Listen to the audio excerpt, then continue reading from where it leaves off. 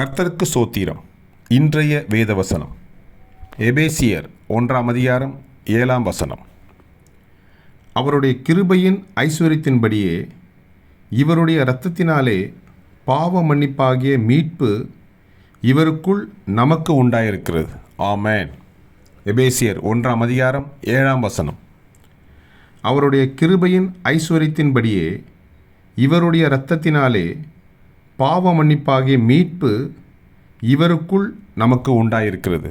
ஆமென். எபேசியர் 1:7. கர்த்தர் உங்களை ஆசீர்வதிப்பாராக, உங்களோடு கூட இருப்பாராக. ஆமென்.